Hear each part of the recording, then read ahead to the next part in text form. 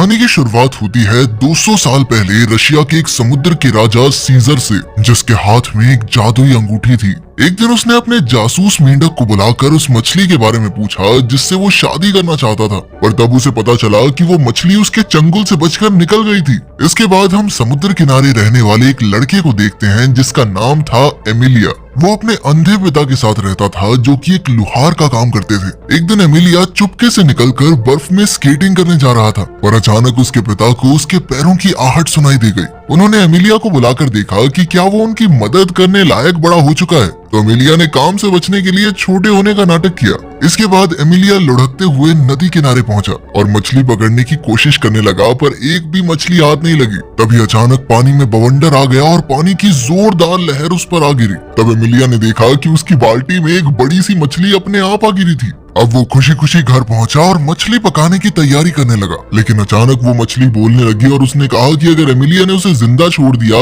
तो वो उसकी 3 इच्छाएं पूरी कर देगी। एमिलिया ने कहा कि वो शहर देखना चाहता है लेकिन चूल्हे से हटना नहीं चाहता। तभी अचानक मछली ने अपने जादू से एमिलिया को चूल्हे के साथ ही घर से निकाला और सीधा शहर की ओर ले गई। एमिलिया तो बेचारा डर के मारे चूल्हे से ही चिपका रहा और उसे देखकर आम लोग भी काफी घबरा गए। अब एमिलिया को बहुत ठंड लग रही थी, इसीलिए उसने अपनी दूसरी इच्छा मांगकर कहा कि वो चाहता है कि अभी के अभी गर्मियां शुरू हो जाएं। उसी पल सारी बर्फ पिघल गई और चारों ओर हरियाली छा गई। पूरी सड़क भी पानी से भर गई और जब एमिलिया जैसे तैसे बाहर निकला तो वो काफी निराश था, क्योंकि उसने 2 इच्छाएं यूं ही बेकार कर दी थी। तभी अचानक उसका सामना कुछ डाकुओं से हुआ। उन्हें एमिलिया के पास कोई कीमती चीज नहीं मिली तो वो उसकी बाल्टी ही उठाकर ले जाने लगे, पर एमिलिया किसी भी हालत में उस मछली को खो नहीं सकता था, इसीलिए वो बाल्टी छीनकर भाग निकला और उस मछली को नदी में फेंक दिया। लेकिन जल्द ही डाकुओं ने उसे फिर से बंदी बनाकर पेड़ से उल्टा लटका दिया। बाद में उसने नदी की ओर से एक लड़की को आते देखा। उस लड़की ने एमिलिया को आजाद किया तो वो भागकर उस मछली को ढूंढने के लिए नदी के पास गया, लेकिन अफसोस कोई फायदा नहीं हुआ। तब उस लड़की ने अपना नाम वसीलिसा बताया और उसकी आवाज सुनते ही एमिलिया पहचान गया कि यही वो मछली है। अब एमिलिया ने उसका स्कार्फ चुरा लिया ताकि वो भाग न सके और अपनी तीसरी इच्छा मांगने को तैयार हो गया। उसने कहा कि वो रशिया के राजा जार की बेटी राजकुमारी अनीसा से शादी करना चाहता है। उधर शाही महल में राजकुमारी अनीसा इंग्लैंड के राजकुमार लॉर्ड रॉथमैन के साथ थी। रॉथमैन उसे तरह तरह की बेशकीमती तोहफे देकर खुश करने की कोशिश कर रहा था। उसने राजकुमारी को एक ऐसा बाजा दिखाया जिसे अंदर से एक बौना आदमी बजाता था और सबको लगा कि ये अपने आप बज रहा है। जल्द ही एमिलिया और वासालिसा भी जार के महल में आ पहुंचे और उनकी बातें सुनने लगे। तब जार ने रॉथमैन को नीचा दिखाने के लिए कहा कि ये बाजा तो कुछ भी नहीं है, उसके पास तो एक ऐसी बिल्ली है जिसका गाना सुनते ही लोग खुद ब खुद नाचने लगते हैं। ये सुनकर रॉथमैन ने कहा कि वो भी ऐसी बिल्ली देखना चाहता है। तभी अचानक एमिलिया कूदकर वहां आया और उसने कहा कि वो इस जादुई बिल्ली को पकड़कर ला सकता है, लेकिन बदले में राजकुमारी अनीसा को उससे शादी करनी होगी। ये सुनकर राजकुमारी हैरान रह गई, पर जार उसकी बहादुरी देखकर बहुत खुश हुआ और वो एमिलिया की शर्त मानने के लिए राजी हो गया। अब एमिलिया उस बिल्ली की खोज में निकल पड़ा, पर वासालिसा ने उसे समझाया कि उस बिल्ली को पकड़ना इतना आसान नहीं होगा। जब भी उसे कोई इंसान मिलता है तो बिल्ली उसे अपनी पसंद का गाना चुनने को कहती है। अगर वो बिल्ली दुख भरा गाना गाती है तो वो आदमी वहीं रो रो कर मर जाता है, और अगर बिल्ली खुशी वाला गाना गाती है तो आदमी अपने आप नाचने लगता है और तब तक नाचता रहता है जब तक उसकी मौत ना हो जाए। लेकिन एमिलिया फिर भी पीछे नहीं हटा और जल्द ही वासालिसा के साथ घने जंगल में पहुंचा।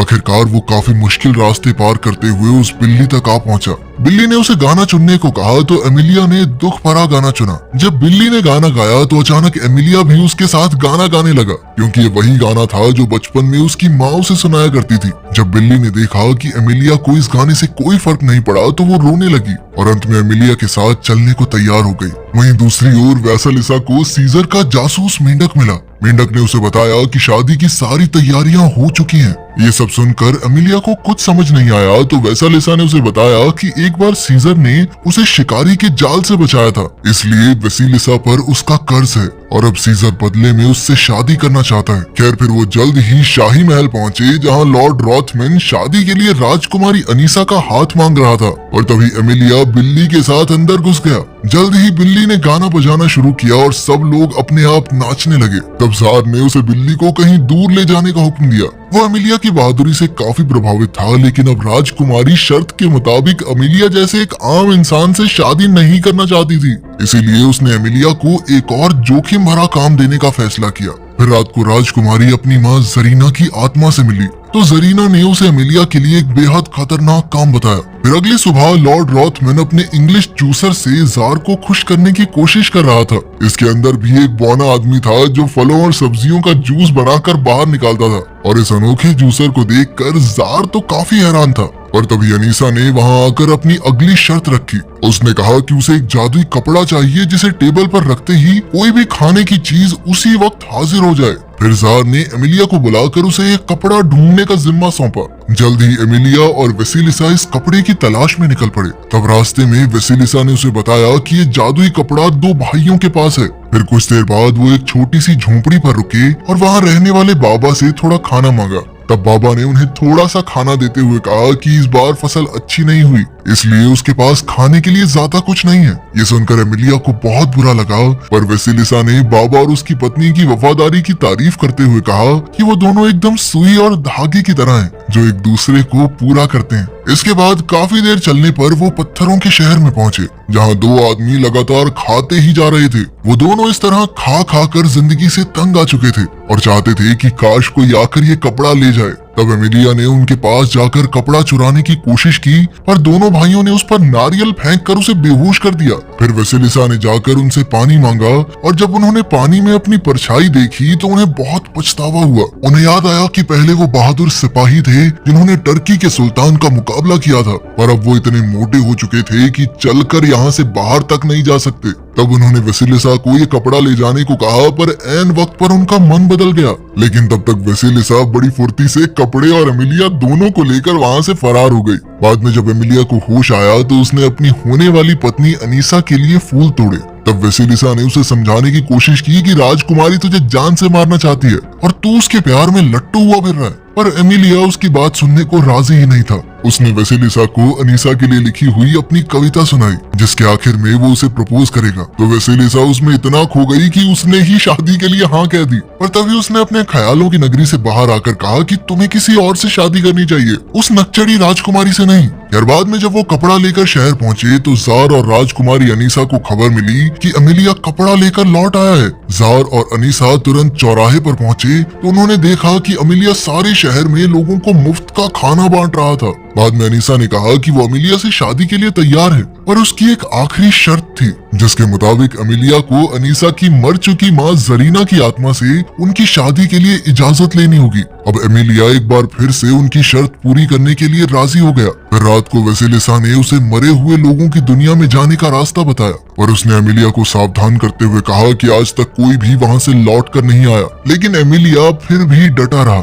फिर रास्ते में वो दोनों एमिलिया के पिता से मिले, पर एमिलिया बिल्कुल चुप रहा ताकि उसके पिता को पता न चले कि वो यहाँ मौजूद है। इस दौरान उसके पिता ने वेसिलिसा के सामने एमिलिया के बारे में सारी अच्छी बातें कही। जल्द ही उन्हें एहसास हो गया कि एमिलिया भी यही है और उन्होंने उसे आवाज दी।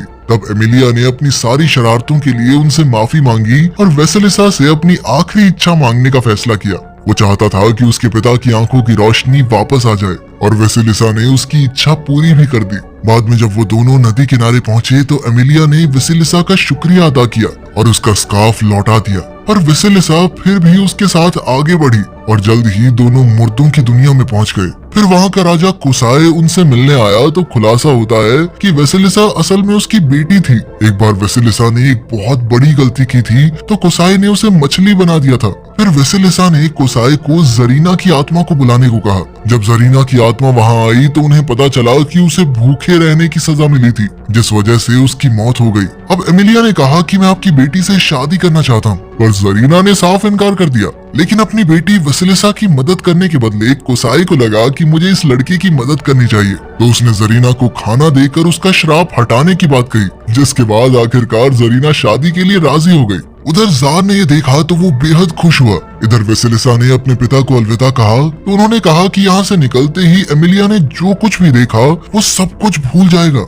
ये सुनकर वेसिलिसा एमिलिया की ओर दुख भरी नजरों से देखकर मुस्कुरा रही थी। अगली सुबह एमिलिया की आंख खुली तो वो वेसिलिसा को भूल चुका था। वो किनारे पर आते ही भाग गया और वेसेलिसा फिर से मछली बनकर नदी में चली गई। इसके बाद एमिलिया अनीसा के पास पहुंचा पर उसने कहा कि उसे किसी और से प्यार हो गया है, लेकिन उसे ये याद नहीं है कि आखिर वो कौन है। ये सुनते ही अनीसा ने खुशी खुशी एमिलिया को गिरफ्तार करने का हुक्म दे दिया। इसके बाद उसे चौराहे पर ले जाकर ऐलान कर दिया गया कि उसने जो भी कारनामे किए वो जादू की मदद से किए, इसीलिए अब राजकुमारी अनीसा को धोखा देने के जुर्म में उसे मौत के घाट उतारा जाएगा। ये सुनकर जार निराश होकर वहाँ से चला गया। फिर अपने आखिरी वक्त में एमिलिया ने अपना बचपन और अपने पिता के साथ बिताए समय को याद किया। तभी अचानक वेसेलिसा सीजर के चंगुल से बचकर एक बार फिर वहाँ पहुंची। वेसेलिसा ने एमिलिया को रिहा करवाने के बदले में अनीसा को अपनी शक्तियां देने का वादा किया और अनीसा ने खुशी खुशी एमिलिया को रिहा कर दिया। फिर अनीसा ने अपनी पहली इच्छा मांगकर खुद को रानी बना दिया।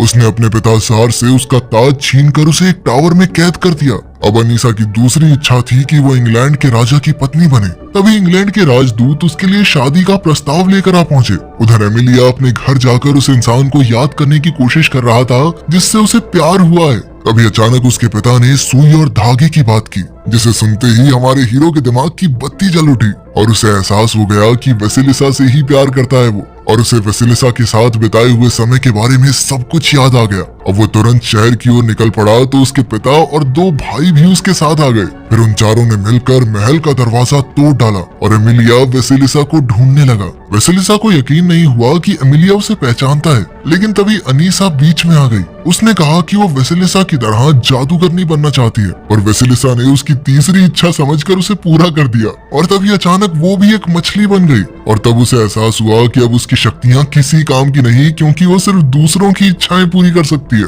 फिर अनीसा ने अपने एक नौकर को बुलाकर कहा कि वो विश मांगे कि अनीसा की शादी दुनिया के सबसे ताकतवर राजा से हो जाए। जैसे ही नौकर ने उससे ये इच्छा मांगी तो अचानक ही समुद्र से सीजर बाहर निकला और अनीसा को अपने साथ ले गया, क्योंकि असल में तो वही दुनिया का सबसे ताकतवर राजा था। आखिरकार वेसेलिसा का श्राप खत्म हुआ और एमिलिया ने उसके पास जाकर अपनी कविता सुनाई और आखिर में उसे चूम लिया। अंत में एमिलिया और वेसेलिसा हमेशा हमेशा के लिए एक हो गए। अगर आपको ये अलग सी कहानी अच्छी लगी और ऐसी ही और कहानियां सुनना चाहते हैं तो कमेंट्स में जरूर बताना। इस वीडियो को लाइक करें, शेयर करें अपने फ्रेंड्स के साथ और सब्सक्राइब करें चैनल को अगर आपने अभी तक सब्सक्राइब नहीं किया।